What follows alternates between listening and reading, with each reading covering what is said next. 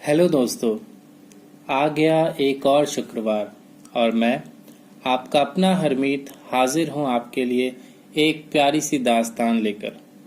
तो चलिए शुरू करते हैं मीत की कहानी।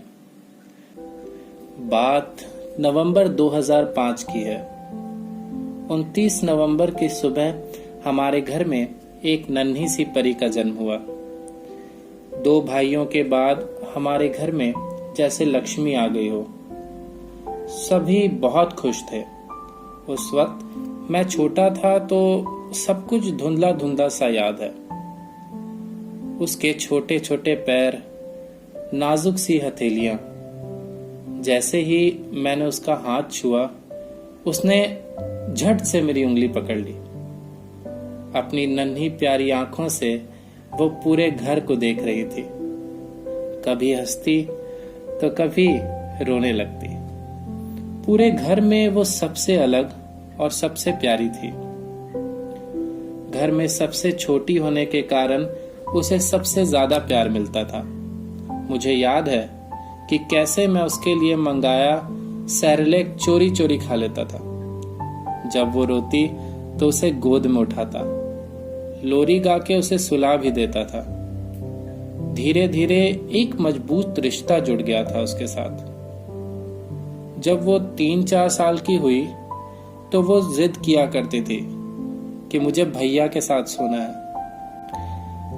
अब वो थोड़ी बड़ी हो गई है और हम तीनों भाई बहन एक साथ अपनी कॉलोनी के छोटे से स्कूल में पढ़ने जाते थे। उसे अब भी मेरे साथ ही स्कूल जाना होता था।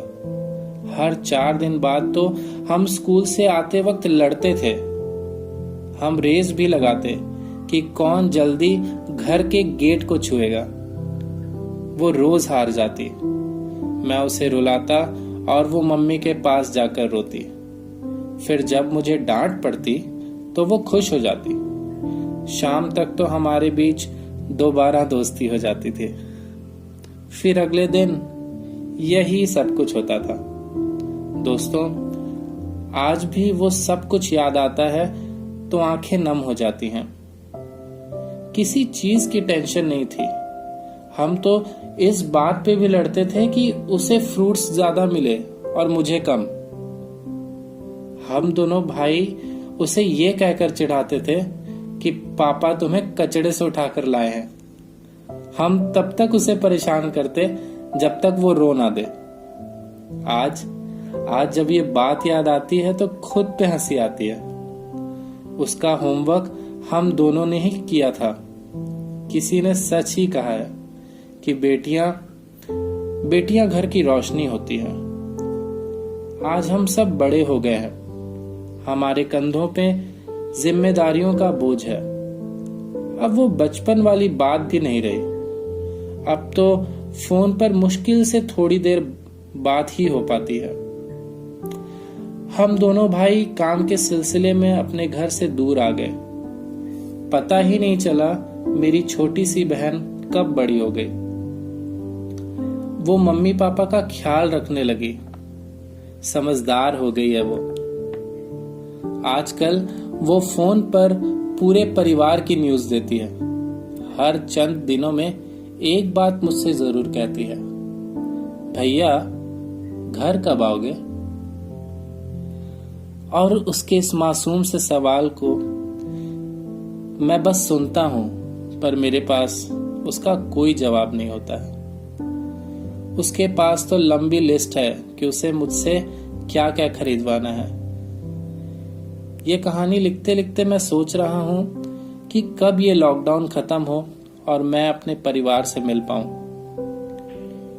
एक चीज तो है कि भले हम बड़े हो गए, पर हमारे बीच प्यार कम नहीं हुआ।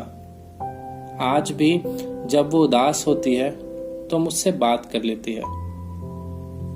मुझे सब कुछ बता देती है वो।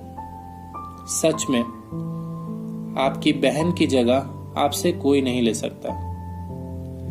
भगवान से यही प्रार्थना है कि वो हमेशा खुश रहे। दोस्तों, मुझे पता है कि इस कहानी में आप खुद को अपनी प्यारी बहन के साथ जोड़ पाए होंगे।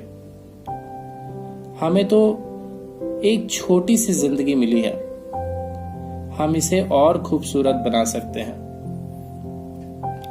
ये एक सच्चाई है कि वक्त के साथ भाई बहन का प्यार कम हो जाता है। हम बचपन में बिताए लम्हों को भूलने लगते हैं और हमें सिर्फ खुद से मतलब रह जाता है। दोस्तों, अगर ये कहानी सुनकर आपने अपने भाई बहन को मिस किया है तो उसके साथ ये स्टोरी शेयर करें और कभी भी अपने बीच के प्यार को कमजोर ना होने दें। ये रिश्ता बेहद खास है और खुशनसीब है वो लोग जिन्हें इस बात का एहसास है। मिलेंगे अगले शुक्रवार को एक और प्यारी सी कहानी के साथ। तब तक के लिए गुड नाइट, शुभ रात्रि, शब्बा खैर।